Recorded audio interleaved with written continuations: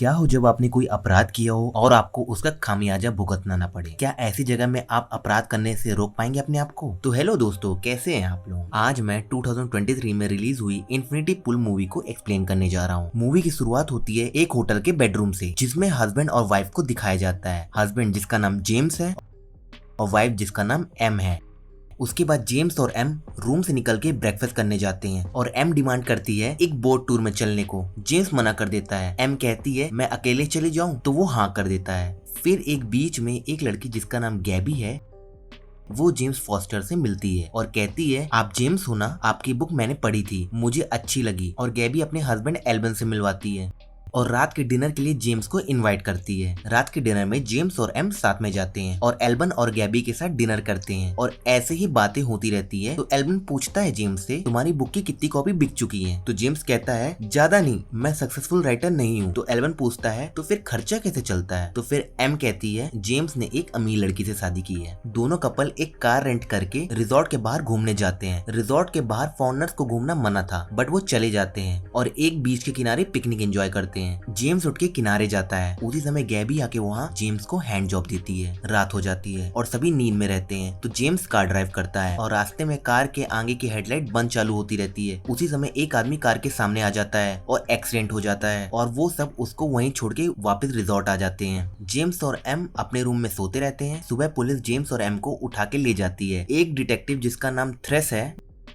वो जेम्स से बात करता है और बताता है कि ली टोगा के नियम के मुताबिक अगर किसी ने किसी का मर्डर किया है तो विक्टिम फैमिली का बड़ा बेटा उस मर्डरर को इसी पुलिस स्टेशन के लेवल बी में मारेगा। बट फॉरेनर्स के लिए ये रूल कुछ अलग है। अगर वो पे कर सकते हैं फीस तो उनका डुप्लीकेट बना के उनकी जगह उनके डुप्लीकेट को सजा दी जाएगी, बट उसके अंदर तुम्हारी पूरी यादें डाली जाएंगी ताकि उसे एहसास रहे उसे क्यों सजा मिल रही है। उससे साइन करवा लेता है थ्रेस और जेम्स पैसे दे देता है। फिर जेम्स की पूरी बॉडी स्ट्रक्चर को नापा जाता है और उसे एक रूम में डाल दिया जाता है जहां डुप्लीकेट बनाने की प्रोसेस होती है। और जेम्स के दिमाग में बहुत अजीब चीजें चलती रहती हैं और जेम्स बेहोश हो जाता है वहाँ। फिर जेम्स को होश आता है और देखता है वो एम उसके साथ है और वो दोनों जेम्स के डुप्लीकेट को देखते हैं और उन दोनों को डुप्लीकेट जेम्स का कत्ल देखना पड़ेगा, ये एक लॉ है। तो वो दोनों डुप्लीकेट जेम्स का कत्ल होते हुए देखते हैं और जेम्स के चेहरे में एक स्माइल आती है, ये सोच के कि यहाँ पैसे दे के कोई भी क्राइम कर सकते हैं। फिर एम और जेम्स जाते हैं रूम में। एम कहती है मुझे निकलना है यहाँ से अभी। जेम्स कहता है मेरा पासपोर्ट नहीं मिल रहा। फिर वो लोग रुकते हैं। जेम्स रूम की बुकिंग को एक्सटेंड करवाता है और पासपोर्ट के लिए कंप्लेंट करता है। फिर गैबी उसे मिलती है और सब बताती है कि एल्बन भी ऐसे ही फंसा रहा। उसके एक प्रोजेक्ट में 2 वर्कर की मौत हो गई रही और एल्बन के डिजाइन थे तो एल्बन को मुजरिम करार दिया गया और ऐसे ही और लोग भी हैं जो ये सब झेल चुके हैं, चलो मिलवाती हूँ। फिर गैबी और एल्बन जेम्स को सबसे इंट्रोड्यूस करवाते हैं। एक आदमी कहता है ये सोचो कि हम लोग असली हैं क्या? हो सकता है असली वाले को मारे हो और जब हम बेहोश थे तो हमको बदल दिया गया हो। और जेम्स को एक प्रपोजल मिलता है, अगर तुम हमारा एक काम करोगे तो तुम्हारा पासपोर्ट का काम मैं अपने कनेक्शन से करवा दूंगा। काम ये था कि इस रिजॉर्ट के ओनर को ली टोल्कन के सक्सेस को प्रमोट करने के लिए अवार्ड मिला और उसी अवार्ड को हम लोग चुराएंगे उसके विला में घुस के। फिर सभी लोग एक दुकान से मास्क चुरा के घुसते हैं विला में, सभी को बंदी बना लेते हैं और अवार्ड मिल जाता है। फिर एक सिक्योरिटी गार्ड पीछे से हमला करता है, सब उसे और सबको मार देते हैं। एल्बन को भी गोली लग जाती है और जेम्स के रूम में एल्बन को लेके जाते हैं। एम देखती है तो जेम्स कहता है परेशान मत हो और उन सबको जेल ले जाया जाता है और सभी को मार दिया जाता है। और वो मारने वाला सीन वही लोग सामने बैठे भी देखते रहते हैं और हंसते रहते हैं। हुआ ये था कि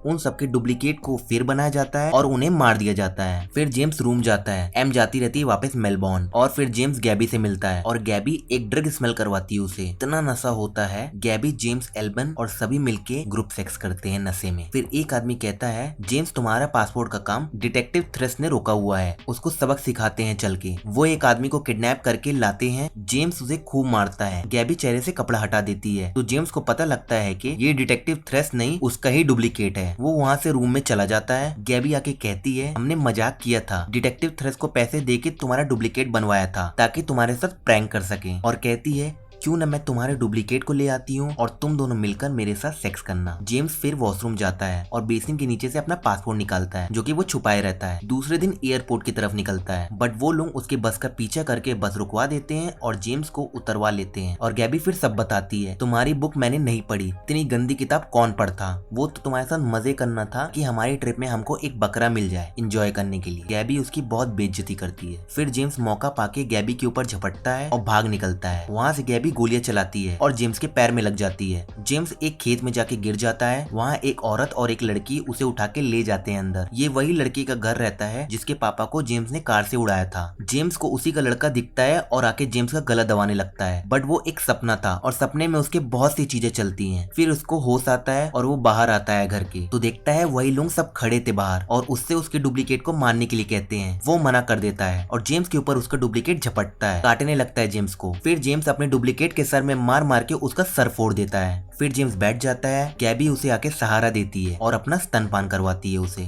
फिर आगे सभी लोग एयरपोर्ट की तरफ जाते हैं और सभी अपनी अपनी फ्लाइट से निकल जाते हैं। गैबी और एल्बन बाय कह के जेम्स से चले जाते हैं और जेम्स सोचता हुआ बैठा रहता है और वो वापस रिजॉर्ट चला जाता है। बरसात का मौसम चालू हो जाता है और सभी लोग रिजॉर्ट से जा चुके होते हैं। केवल जेम्स रुका रहता है अपनी तकलीफों को महसूस करते हुए। और यहीं पे मूवी की समाप्ति हो जाती है। मूवी को अगर आप लोगों को देखना हो तो जियो सिनेमा में अवेलेबल है। वीडियो अच्छी लगी हो तो लाइक करें और चैनल को सब्सक्राइब करें।